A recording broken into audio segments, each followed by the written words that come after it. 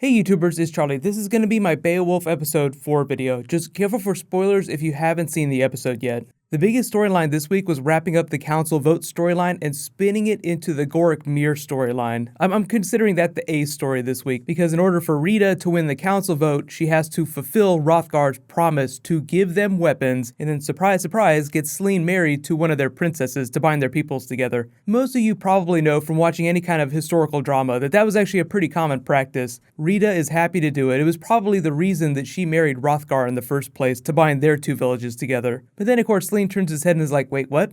Say what now? What'd you do? Everything's fine, of course, until Selene gets the bright idea to blame the skin shifter plot on Rate and his men. Now you have to remember that his village is where most of the warriors come from. So if the war egg, which they teased in this episode, become a big problem, then Selene's doing a very excellent job of destabilizing his village. Now, of course, Abrakan has promised him that he can make him Thane eventually. Like, oh, I could totally make that happen for you if I were to lead the council. But if the war egg were to charge on Arat and they didn't have the warriors they needed, there wouldn't be any village to be Thane of. Which is kind of what happened to Goric's people, the Mir. They say about 20 years ago, they were almost wiped out, which is actually the area we find where Elvina is from. So she's ordered to tag along when they take the weapons, so it seems simple enough.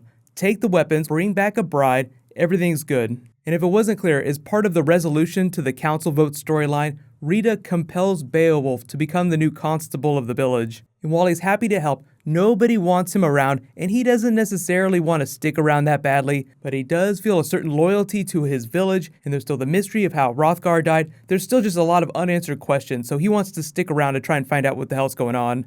That's why it was so funny when Rate was walking past him at the beginning of the episode, and he's like, hey, what are you still doing here? You should be gone. This is all over now. And Beowulf's like, still got a mystery asshole out there I gotta kill. Frontier justice, hell yeah. The bad part about being a person of authority is that you're bound by the laws of your village, which actually Rita now is trying to change. Let's call that the B storyline. I think they'll use that as a catalyst for Abrakan to turn against Rita openly. Just open conflict. How dare you try to change the laws? How dare you try to make us all do the same thing? All these people in the show are from places that are steeped in tradition, and if there's anything we know that people steeped in tradition really love, it's rapid and sudden change. So the council vote is over, Beowulf is on his way, going to fulfill the promise. Everything seems fine, but really what's going on is that the alliance that binds the council is slowly destabilizing more and more. You have half the council that hates Rita now that's probably going to bind in common alliance, the other half that's depending on Beowulf to fulfill this promise. So really the match has already been lit. It's gonna blow up in everyone's faces. That's one of the most fun things, when you see everyone teetering on the edge, like, oh, all you have to do is this one thing and it will go perfectly. So of course nothing goes to plan, and really this is where the episode starts to get exciting. When Beowulf, Brecca, Goric, Elvina, and then Vishka tag along, run into the war egg. Vishka kind of reminded me of Bilbo Baggins in The Hobbit as she's like running out of town. I'm going on an adventure. And we all know what's the first thing you do when you're on an adventure and you find a mysterious burial site? You disturb it.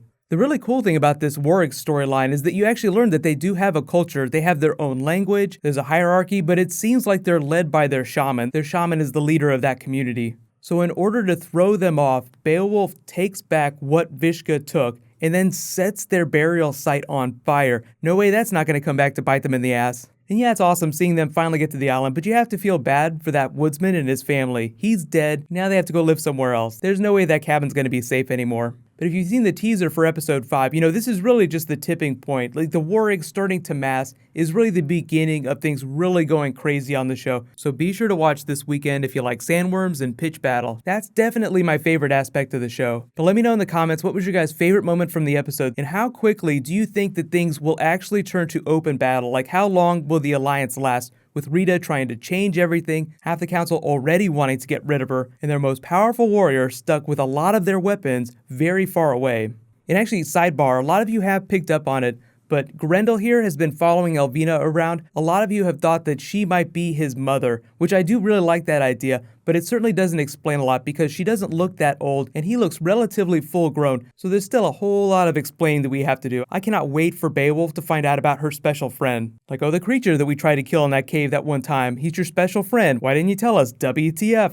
So of the first 4 episodes, this is definitely my favorite so far. Episode 5 is going to air Saturday on the Esquire network at 10/9 Central, and they have been posting behind the scenes stuff with the actors on their website. That's esquiretv.com/Beowulf. So while you guys wait for my next video, just in case you haven't seen it, you can click here for my episode 3 video, and you can click here for my episode 2 video. Thank you so much for watching, everybody. Let's high five. I'll see you guys tonight.